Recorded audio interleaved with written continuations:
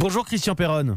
Bonjour. Professeur Christian Perronne en direct avec nous sur Europe 1 ce matin. Vous êtes le chef de service en infectiologie à l'hôpital universitaire Raymond Poincaré de Garches. On se met à la place de nos auditeurs un instant si vous le voulez bien Christian Perronne, Oui. et on essaye de comprendre ce qui se passe. C'est quoi l'Institut Méditerranée Infection, le choix de dépister systématiquement, de traiter déjà avec la chloroquine?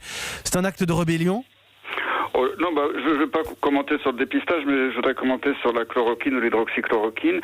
C'est vrai que les données sont préliminaires, on n'a pas des preuves scientifiques de très haut niveau, je suis entièrement d'accord avec toute la communauté scientifique, mais les Chinois ont annoncé ça déjà il y a un certain temps. C'est vrai que leur publication, il n'y a pas beaucoup de données, on ne peut pas trop se fier, mais il y a quand même le témoignage des experts chinois qui ont recommandé le produit. D'ailleurs, ces médicaments sont recommandés dans plusieurs recommandations internationales, dans différents pays, notamment l'Italie par exemple. Mais donc il faut tester, c'est ça?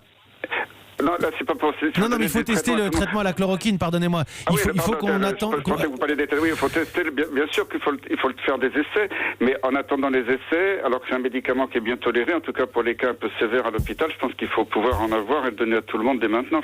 Disons-le une bonne fois pour toutes, quels sont les effets secondaires de la chloroquine, un antipaludéen, je le rappelle? Ça peut donner des douleurs, ça peut donner de la fièvre, ça peut donner des symptômes qui sont pas très méchants. Et l'histoire cardiaque, c'est vraiment très rare, et si on surveille, il n'y a pas de problème. Donc il faut tester, quitte à passer au-dessus du protocole scientifique. Pour l'instant, il y a une urgence sanitaire. Oui. Après, si c'est très bien de faire les études, je suis pour les faire, mais on n'a pas faut le les temps. faire chez des malades qui sont pas trop graves, est-ce qu'on va faire des tirages au sort, du placebo, etc.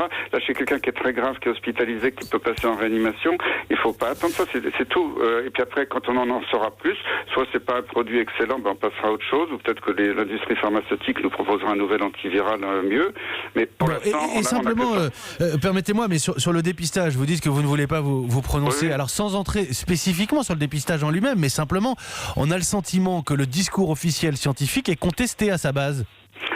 Mais c'est-à-dire que le dépistage, à partir du moment où on est dans une phase un petit peu massive de l'épidémie, on voit très bien sur les signes cliniques qui est malade et qui est pas malade.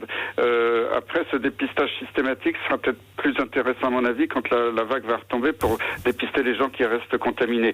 Mais si on a les moyens de le faire, pourquoi pas? Mais là, ça ferait beaucoup de personnes à dépister, alors qu'on sait qu'il y a beaucoup de gens qui sont peu symptomatiques. Mais c'est vrai qu'ils sont responsables de la dissémination. Mais dépister, si on n'a pas de quoi traiter derrière, pour l'instant, faut être prudent.